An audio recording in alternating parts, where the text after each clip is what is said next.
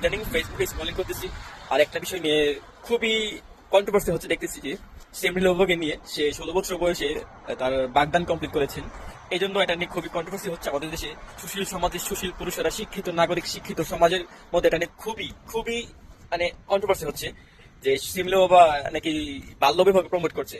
অবশ্যই সে প্রমোট করছে না, এটা একটা ভালো কাজ। সে যেহেতু সোশ্যাল মিডিয়া যুগ ছেড়ে ইসলামের পথে ধাবিত হয়েছে, ইসলামিক শরিয়া মেনটেন করে পর্দা করতেছে, তো এটা অবশ্যই অ্যাডমাইরেবল, এটা অবশ্যই গ্রহণযোগ্য। কিন্তু যে বিষয়টা হচ্ছে তার বিয়ে নিয়ে গিয়ে আজকে একটা পোস্ট দেখলাম, একজন 32 বছর বয়সী অবিবাহিত একজন প্রফেসরের পোস্ট।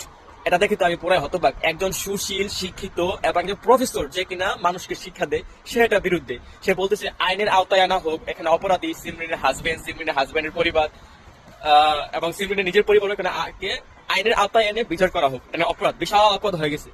ইসলামে আমরা যেহেতু মুসলিম কান্ট্রিতে বসবাস করি, we are belong to the Muslim country, so we have to maintain our Islamic rules.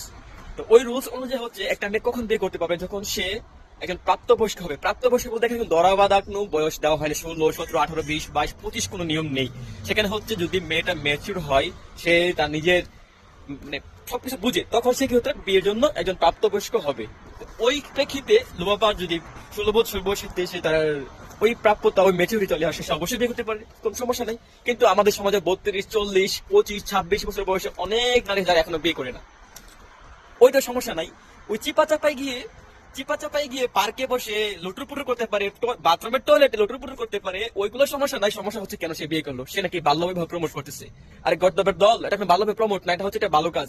দেখা যাচ্ছে আপনি আপনাকে হেফাজত করতে চাইলে বর্তমান যে সময়টা, আপনাকে অবশ্যই আর্লি ম্যারেজ বিয়ে করতে হবে, এর কোনো বিকল্প নাই।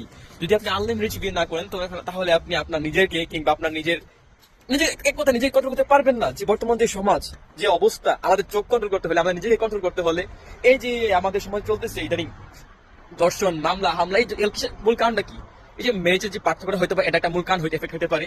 এই শাহবাগীরা, এই যে জিনিসগুলো আমাদের মনে রাখতে হবে। আমাদের সমাজটা এমন এক সমাজে হয়ে গেছে যে আপনি 4টা 5টা প্রেম করতে পারেন, কোনো সমস্যা নাই, কিন্তু আপনি কেন বিয়ে করলেন এটা বড় সমস্যা। ফর এক্সাম্পল, আমি 22-তে বিয়ে করছি, আমার বয়স 22, তখন আমি বিয়ে করলাম। এটা নিয়ে অনেক সমস্যা, অনেক ঝামেলা, যে কেন সে এত আগে বিয়ে করছে, এটা সমস্যা না।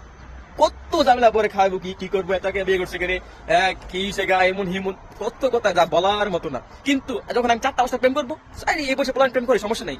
আমরা হারামকে বৈধতা দিচ্ছি, কিন্তু হালাল কাছেই হচ্ছে বৈধ দিচ্ছি না, বরং আমরা তিরস্কার জানাচ্ছি। দেখা গেছে এমন আমার মতো অনেক পোলাপাইন আছে, অনেকে আছে আনলিমিটেড পছন্দ করে। Definitely I love this. এই মেজের মতো ভালো কাজ দুনিয়াতে আর একটাও কাজ নেই। যখন আপনি আনলিমিটেড করবেন, আপনার রেসপন্সিবল থাকবে, তো আপনার সবকিছু চিন্তা, আপনার আখিরাত, দুনিয়া এবং